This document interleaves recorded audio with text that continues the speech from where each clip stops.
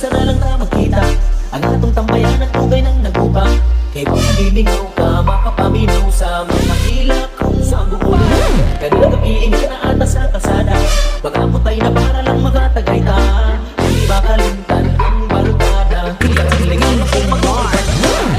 Kabasag na isuot amin ko. Kanyang tigala ay natong dili babang ko. Bisang naman kung nagyo kung magkahinag mo. Kung sayang nga oras tanang sulido na to.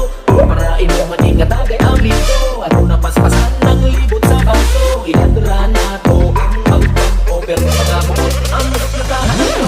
Isang panasa na lang na makita. Ang atong kampayanan lugay ng naguba. Kaya mo kung bilingaw ka, makapaminaw sa mga hila kung magulo na. Kaya gabiin ka na ata sa kasada. Patak-patak na para lang magkatagay ka.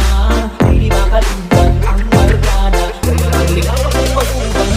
At bakod ka pa sa panahon. Isang kita parehasan sa una at karon. Makakita lang ang gamay nga higayon.